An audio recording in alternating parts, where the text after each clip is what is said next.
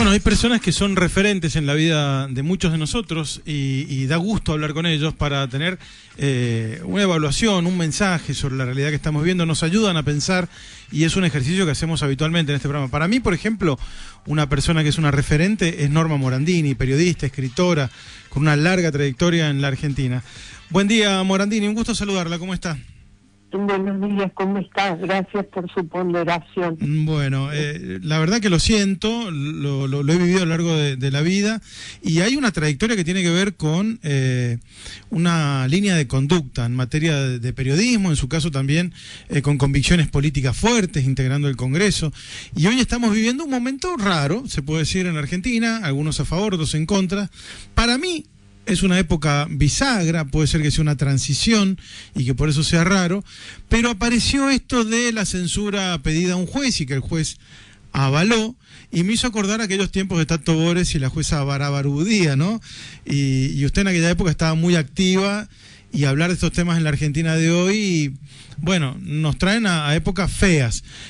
¿Cómo nos situamos hoy, Norma, realmente para saber dónde estamos parados? Me siento tan perpleja como todos, porque en 40 años de democracia me impresiona cómo tenemos semejante confusión en relación a lo que son el ideario, los principios y la base sobre la que se construye el edificio democrático en términos legales. La libertad de expresión es la madre de todas las libertades, pero no porque sea un privilegio de los periodistas, sino porque se presupone que es para garantizar el derecho de la sociedad a ser informada. Por eso, un principio también fundamental es que no puede haber censura previa. ¿Por qué? Porque se considera la responsabilidad ulterior. ¿Qué quiere decir esto? Usted puede utilizar la libertad para decir, pero aténgase a las consecuencias posteriores. Es decir, que uno tiene libertad de expresión, que es un derecho fundamental, pero tiene un límite que es la responsabilidad y la no incitación al odio. Como esto se ha ido naturalizando, nosotros tenemos un antecedente que fue el caso del periodista Kimmel, que denunció o escribió un libro sobre la muerte de los padres palotinos y menciona la omisión de un juez. Ese juez lo procesa, lo denuncia, lo condenan y Kimmel va, cuando a alguien no se le garantizan los derechos en su país, puede ir a instancias superiores como la Comisión de Libertad de Expresión de la OEA. Y esto pasó y como él ya había muerto, la OEA le tira de las orejas a Argentina para que derogue las que son consideradas leyes de prensa, que era la calumnia e injuria, que es efectivamente, como he visto que la expresidenta Cristina Kirchner se jactó de que fue en su gobierno. Sí, efectivamente, pero ¿por qué? Porque los organismos internacionales advirtieron que Argentina no podía tener en democracia esas leyes. De modo que tenemos una legislación que protege la actividad periodística, como la protección de las fuentes. Sin embargo, el periodista Daniel Santoro de Clarín, el juez Padilla, hizo lo que estamos criticando ahora, claro, que no se puede tomar los teléfonos de los periodistas o hacer allanamientos, ¿no? Entonces, a mí este tiempo me hace acordar lo que decía este teórico de la democracia, el italiano Sartori, que decía que la ofuscación es consecuencia de la confusión, y nosotros tenemos mucha confusión en relación a los valores de la democracia. Por eso perturba que esto sea hecho por un juez y además, por supuesto que es grave el espionaje, pero esto es algo que la democracia no ha limpiado, es decir, hemos tenido que durante cada gobierno expresiones de algo que no se puede hacer, como es el espionaje interno, ¿no? Eso es un momento, y lo peor de todos es la sospecha de que esto sucede en tiempos electorales, con lo cual si todo se va convirtiendo en una gran sospecha y explica que el 40% de las personas estén alejándose, no escuchen información o se informan de otra manera, como se dice con los jóvenes en las redes, cuando uno también tiene que decir que todos tenemos derecho a expresarnos, pero un bloguero, un influencer, no es un periodista, porque el periodista tiene la obligación de la verificación. Exacto. Su credibilidad se construye precisamente sobre eso. Conocemos periodistas con nombre propio que sabemos que su información es una garantía porque tienen rigor, porque han investigado, porque han verificado, entonces usted lee tranquilo, no dudando de lo que está leyendo, porque si usted duda de lo que está leyendo, ahí viene esta sensación de enorme perplejidad, de ofuscación que tenemos en este momento, ¿no? Así es. Bueno, Andini, hay una cuestión que atraviesa todo esto que estamos hablando, ¿no? Más allá de que el Congreso se ha vuelto un talk show realmente, con muy pocos protagonistas de peso y muchos protagonistas... Miren, todo lo que hemos peleado para que la paridad, el cupo, que 1 de cada 3 tenía que ser mujeres. Yo cuando veo estas escenas tan que degradan tanto la representación, ese lugar honorable que es hablar en nombre de otros, que es tomar decisiones en nombre de otros, la verdad que en mi intimidad digo, no era para esto, chicas. Sí, eso es tremendo y es triste también ver cómo después de tantos años de democracia, una democracia que costó muchísimo en la Argentina, los aprendizajes se empiecen a desaprender y que la gente empiece a no querer tanto a la democracia porque pasan estas cosas que tenemos hoy, ¿no? Estas tensiones extremas, y esto que estamos viendo, ¿no? De volver a apelar a la justicia para tener que pedir permiso para hablar. A ver, se saca un gobierno como el kirchnerista porque había que pedir permiso para viajar fuera del país, para comprar dólares, para importar algún elemento a alguna fábrica. Había que pedirle permiso al Politburó. Y ahora resulta ser que la prensa también tiene que pedir permiso para difundir cosas.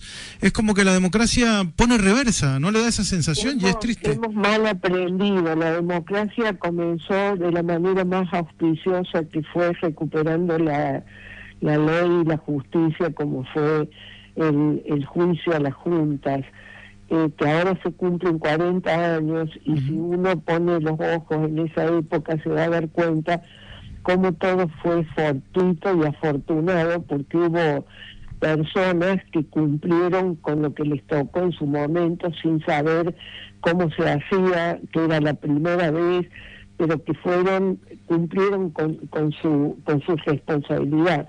Pero me parece que hemos postergado una auténtica educación democrática.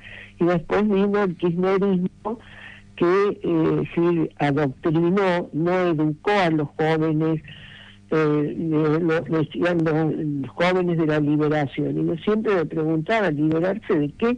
Tenían que ser jóvenes de la democracia, educados democráticamente, pero no, se los educó como si fueran los nietos de la dictadura y no los hijos de la democracia. Entonces hemos ido naturalizando una cantidad de procesos, pero porque el Estado, que tiene la responsabilidad pedagógica, la política, la dirigencia, que tiene que hacer pedagogía con la palabra, se fueron naturalizando porque se adoctrinó, porque se fue negando lo que son los principios democráticos en relación a la libertad de expresión y en relación a la conciencia de los periodistas. A mí siempre me llamó la atención la escasa conciencia que había. Hemos avanzado mucho, hoy hablamos de que no puede haber censura previa.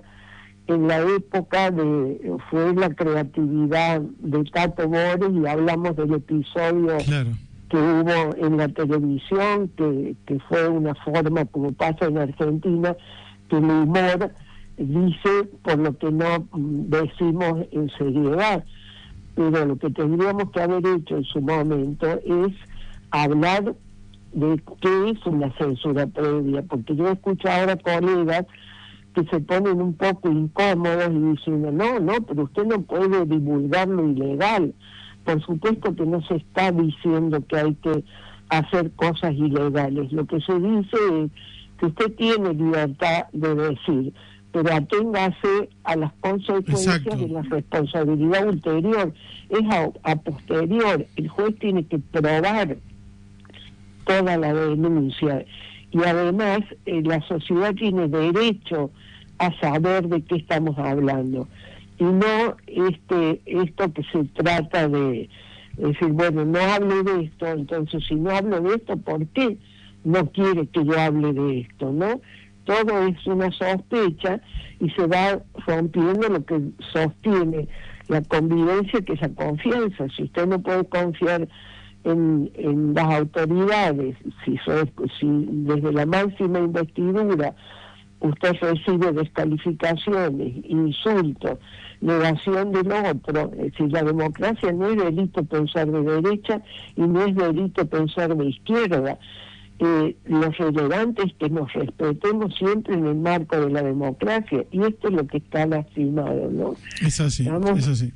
Mira, recuerdo una charla, no la voy a demorar mucho tiempo más, pero una charla que tuvimos con Dante Caputo cuando presentó su libro El péndulo austral. Él hablaba de esta actuación pendular de la Argentina, de un lado al otro, y se me ocurre ahora que hay un péndulo chiquito, que es ir de kirchnerismo a mileísmo, pero hay un gran péndulo que es el de la evolución, ¿no? Que el péndulo cada vez sea más largo y se pueda evolucionar. Es decir, que de esto que se está viviendo ahora, que yo lo califiqué recién como un momento bisagra, no haya que volver al 83, sino que haya que evolucionar hacia el 2030, y que haya una democracia plena donde todo esto que estamos viviendo, estos pequeños retrocesos, sean una anécdota.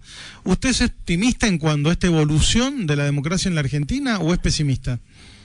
No, yo siempre creo en el ser humano, creo en que hay generaciones que se van incorporando al repertorio de la vida, y lo que yo creo que es pendular son las cuestiones económicas, porque Argentina no ha conseguido tener algo que no puede ser pendular, que es la Constitución, y que es igual para todos, y que no puede ser que cuando llega un gobierno tratan de decir como si fuera un traje a medida, porque adelgazo lo achico, porque engordo. Es decir, la ley no puede ser, hablo de la Constitución, de la ley madre, y después respetar la división de poderes. Eso es central en un sistema democrático representativo republicano como es el nuestro. Entonces, a mí me parece personalmente que creo que el problema de la crisis económica permanente, que esto es lo que nos tendría que preocupar, sí, porque es obligación de los gobernantes que no haya inflación, es obligación de los gobernantes que garantizar los derechos, es obligación de los gobernantes, es decir, para algo toman decisiones, es decir, se hacen elegir periódicamente en la alternancia que tiene que haber en una democracia, pero la democracia no es solo votar. Entonces me parece que porque no hemos consolidado ese núcleo fundamental, después las crisis económicas pasan a ser una constante, y un país que está siempre girando sobre sí mismo, que no crece, que repite los mismos problemas, las mismas recetas, en ese sentido, ¿no? Por supuesto que yo creo que siempre en la vida se avanza y se aprende. Es una tristeza que estemos en estas situaciones, porque decía María Elena Walsh, que era el país, el jardín de infantes en la época de la dictadura.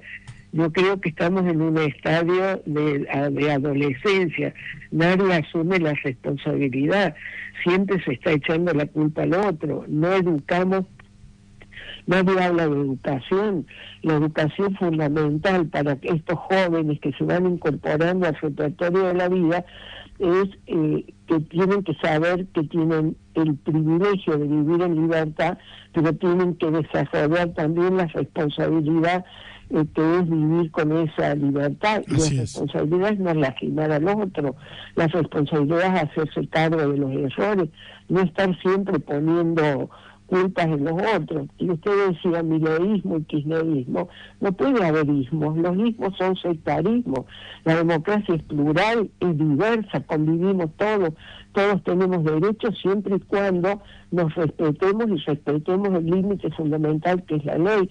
Por eso perturba que un juez, que además un juez que tiene no sé cuántos procesos en el Consejo de la Magistratura porque está sospechado por abusos sexuales, por maltrato y demás, sea el juez que dictamina semejante medida como es esta censura previa. Después, si le gusta o no le gusta el periodismo, yo no miro eso. El periodismo tiene que honrar la ciudadanía es la que tiene que elegir a quién le cree y a quién no, y lo único que un periodista tiene es su credibilidad. Así es. Gracias, Norma, han sido realmente muy gentil en charlar con nosotros. Que tengan buen día. Un beso grande. Confianza. Adiós. Adiós. Hablamos con Norma Morandini. Hay que hacerse estos tiempos en la radio para hablar de temas más en profundidad y con personas que son referentes.